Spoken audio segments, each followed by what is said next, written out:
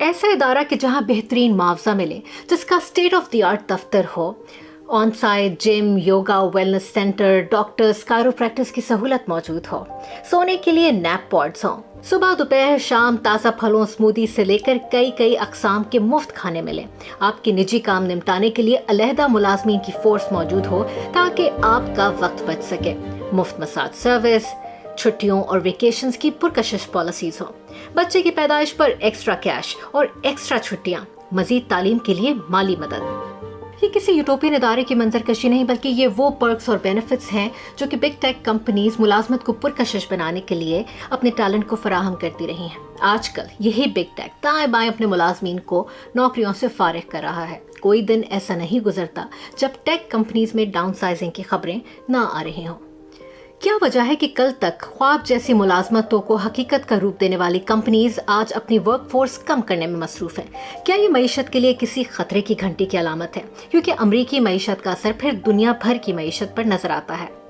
ٹیک start ups میں investments کے ماہر فواد زکریا تو زیادہ پریشان نظر نہیں آتے۔ ان کا کہنا ہے کہ یہ ٹیک سیکٹر کی سائیکل کے اتار چڑھاؤ کا حصہ ہے، مگر اس کی وجوہات ضرور ہیں۔ جو 2022 میں پرٹیکولرلی اس کے سیکنڈ ہاف میں بڑی کریکشن ہوئی ہے، اس کی دو بڑی وجہ ہیں۔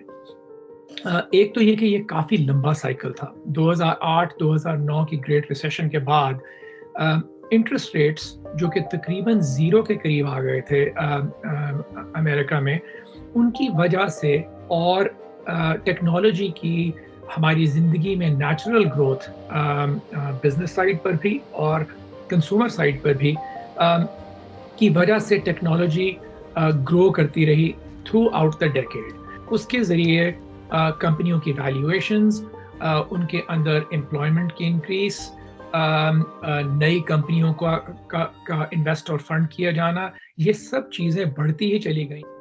تو پہلی وجہ تو یہ ہوئی کہ ریسیشن کے بعد بہت کم شرح سود کا بہترین منافع کی امید میں سرمایہ کاروں نے فائدہ اٹھایا اور اس پھلتے پھولتے سیکٹر میں پیسہ لگایا، جو ٹیکنالوجی سیکٹر میں ترقی اور ان کمپنیز کی قدر میں اضافے کا سبب بنتا گیا۔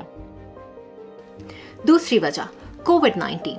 جب کرونا وبا کے دوران کاروبار زندگی منجمد تھا تو ٹیکنالوجی سیکٹر دن دگنی رات چوگنی ترقی کرتا چلا گیا۔ اگر زوم یا ویڈیو کانورسیشنز کو لیں، یا آپ ای کامرس کو لیں، یا فوڈ اور گروسری ڈیلیوریز کو لیں، انفراسٹرکچر جیسے کہ کلاؤڈ اور دوسری چیزیں جو ان چیزوں کو سپورٹ کرتی ہیں، ان سب کی ڈیمانڈ اتنی تیزی سے بڑھنے لگی کہ ٹیکنالوجی کمپنیز نے بڑی تیزی سے گرو کرنا شروع کیا، ان کی گروتھ ریٹ بڑھ گئی اور اس حساب سے امپلائیز اور ان کی ہائرنگ بھی بڑی تیز رفتاری سے بڑھنے لگی۔ لیکن کیونکہ یہ سب کچھ 2 سال میں تیزی سے ہوا، مارکیٹ سمجھنے لگی کہ یہ گروتھ ریٹس جو ہیں سسٹینیبل ہوں گے۔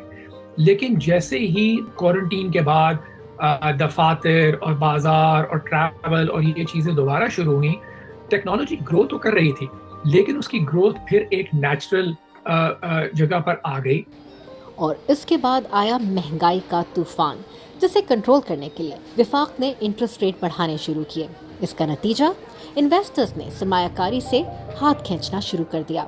پیسہ ٹیک سیکٹر سے باہر نکلنے لگا تو کمپنیز کی قدر میں کمی شروع ہوئی۔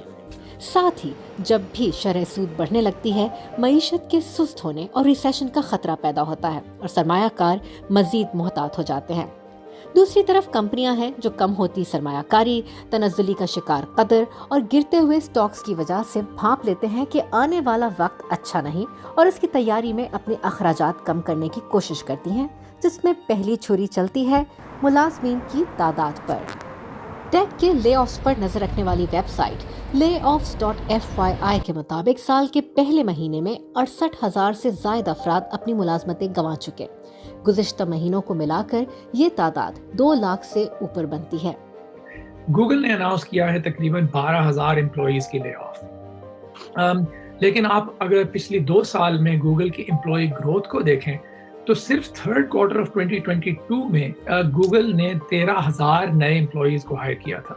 تو ایک کوارٹر میں 2022 کے جتنے لوگوں کو ہائر کیا گیا ہے اس کے برابر کی لے آف ہے، جبکہ پچھلے سال سالوں میں لگاتار گوگل اور امیزون اور میٹا نے بڑی تیز رفتاری سے امپلائیز کو ہائر کیا ہے. تو اگر آپ لے آف کی اوور آل سائز دیکھیں تو relative to the growth of hiring and employees over the previous years number جو ہے وہ بہت بڑا نہیں ہے.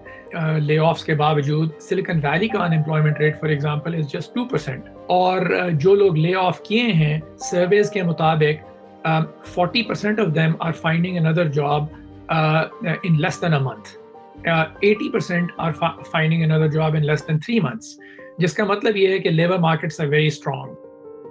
معاشی ماہرین کا کہنا ہے کہ گو کہ معیشت اس وقت سست ہے، لیکن ٹیک لے آفس کے معیشت پر اثر انداز ہونے کے امکانات زیادہ نہیں، کیونکہ امریکی ورک فورس کا محض 2% ہی ٹیک فرمز میں کام کرتا ہے اور فی الحال دوسرے شعبوں میں ملازمتوں میں کٹوتیوں کے آثار نظر نہیں آ رہے، بلکہ بگ ٹیک میں ڈاؤن سائزنگ کا وال اسٹریٹ پر مثبت اثر ہی نظر آیا ہے اور ان کمپنیوں کے حصص میں بہتری آئی ہے، جو کہ خوش آئند بات ہے۔